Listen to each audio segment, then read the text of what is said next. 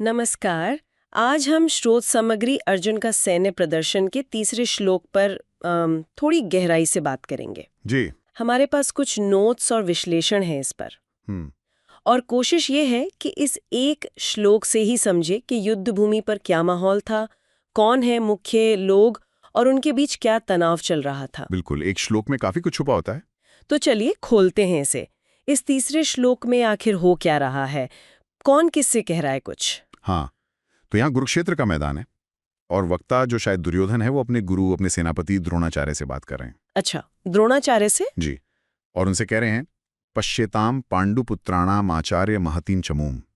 मतलब, हे आचार्य, जरा पांडवों की इस विशाल सेना को देखिए। महतीम चमूम, विशाल सेना। हाँ, महतीम चमूम, ये शब्द बहुत महत्वपूर्ण है। ये सिर्फ बड़ी नहीं बल्कि एक शक्तिशाली, एक विराट सेना का एहसास दिलाता है। हाँ, ये महतीम शब्द सुनते ही लगता है कि सिर्फ गिनती की बात नहीं है, इसमें कुछ और वजन है। क्या सिर्फ साइज की ही बात हो रही है यहाँ या कुछ और भी? नहीं, बिल्कुल नहीं। और यहीं से बात और दिलचस्प होती है। अच्छा। अगली पंक्ति है, व्यूढ़ाम द्रुपदपुत्रेण तव शिष्येण धीमता। इसमें ये जो व्यूढ़ाम शब्द है ना, हाँ, व्यूढ़ाम, इसका क्या मतलब हुआ? इसका मतलब है कि ये सेना बस ऐसे ही जमा हुई भीड़ नहीं है। ये एक व्यवस्थित, एक सोची समझी सैन्य रचना है, एक व्यूह। ओहो, व्यू रचना, मतलब पूरी प्लानिंग के साथ। बिल्कुल। ये दिखाता है कि पांडवों ने तैयारी की है, उनकी सेना संगठित है। तो सेना बड़ी तो है ही, पर उससे भी अहम यह है कि वो अनुशासित है, एक रणनीति के तहत खड़ी है। समझ गई। तो सिर्फ भीड़ नहीं बल्कि दिमाग लगाकर बनाई गई रणनीति है। और इस कमाल की व्यू रचना का श्रेय किसे दिया जा रहा है? कोई जबरदस्त सेनापति होगा जरूर। श्लोक साफ कहता है, ध्रुपद पुत्रेण। द्रुपद के पुत्र धृष्टद्युम्न। हाँ, वही, द्रुपद के पुत्र धृष्टद्युम्न, वही इस व्यूह के रचनाकार हैं, पांडव सेना के कमांडर इन चीफ। तो वो सिर्फ योद्धा नहीं, एक अच्छे रणनीतिकार भी हैं। द्रुपद पुत्र।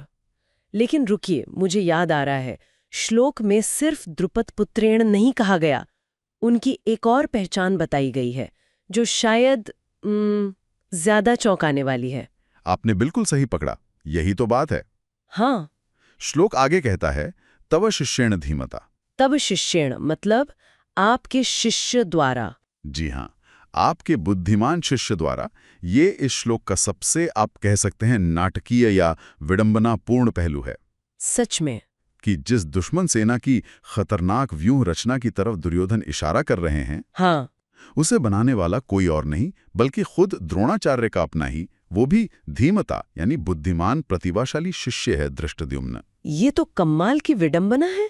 मतलब गुरु से ही सीखा। बिल्कुल। और अब उन्हीं के खिलाफ इस्तेमाल हो रहा है। और दुर्योधन इस पर जोर दे रहे हैं, तव शिष्येण, आपका शिष्य। इसमें तो जैसे ताना भी छुपा है ना। हाँ, इसमें कई पर्दे हैं।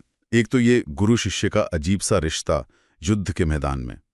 दूसरा, ये धीमता शब्द का इस्तेमाल। दुर्योधन खुद मान रहे हैं कि धृष्टद्युम्न बुद्धिमान है, काबिल है। इससे पांडवों की शक्ति और बढ़ जाती है। सही बात है। और तीसरा, वो पुरानी कहानी भी है। धृष्टद्युम्न द्रुपद के बेटे हैं और द्रुपद और द्रोण की दुश्मनी तो सब जानते हैं। हाँ, वो तो बहुत पुरानी शत्रुता थी। और कुछ कथाओं में तो ये भी आता है कि धृष्टद्युम्न का जन्म ही द्रोण का वध करने के लिए हुआ था। ओह। तो ये सब बातें, द्रोणाचार्य को ये सब बताने के पीछे दुर्योधन का असली मकसद क्या हो सकता है? क्या वो सिर्फ फैक्ट्स बता रहे हैं, या द्रोण को उकसा रहे हैं, या कहीं वो अपनी चिंता तो नहीं जता रहे? देखिए, ये व्याख्या का विषय है और शायद यही श्लोक की खूबसूरती है। हो सकता है दुर्योधन द्रोण को एहसास दिला रहे हों कि चुनौती कितनी गंभीर है। देखिए, आपका ही पढ़ाया हुआ शिष्य कितना खतरनाक है, हमारे खिलाफ खड़ा है। मतलब एक तरह से जगा रहे हो कि पूरी ताकत से लड़ना होगा। हाँ, या शायद ये जताना चाह रहे हो कि कोई नरमी मत दिखाइएगा अपने पुराने शिष्य के प्रति। ये भी हो सकता है। और ये भी संभव है कि उनके अपने मन में डर हो कि कहीं द्रोण सच में नरम ना पड़ जाएं। तो ये शब्द एक तरह का मनोवैज्ञानिक दबाव बनाने की कोशिश भी हो सकते हैं, युद्ध शुरू होने से ठीक पहले। वाकई कमाल है, एक छोटे से श्लोक में कितना कुछ है। युद्ध का पूरा नजारा, किरदारों के आपसी उलझे हुए रिश्ते, उनके मन की बातें, सब कुछ जैसे सिमट गया है। हाँ, एक तरफ विशाल सेना, दूसरी तरफ उसकी कुशल रणनीति, और सबसे ऊपर गुरु और शिष्य का वो अजीब सा समीकरण, जहां अब शिष्य गुरु के सामने तलवार लेकर खड़ा है। बिल्कुल। ये श्लोक युद्ध की तैयारी के साथ साथ उसके पीछे के भावनात्मक और नैतिक सवालों को भी सामने लाता है। और यहाँ एक सवाल मन यात्रा है सोचने के लिए बताइए।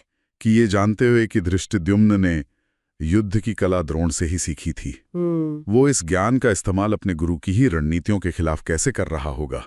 क्या वो पहले से अंदाजा लगा सकता था कि द्रोण क्या करेंगे? अच्छा पॉइंट है। मतलब क्या मैदान में सिर्फ हथियारों की लड़ाई थी या गुरु और शिष्य के बीच एक दिमागी शतरंज की बाजी भी चल रही थी, जिसकी शायद ये पहली चाल थी?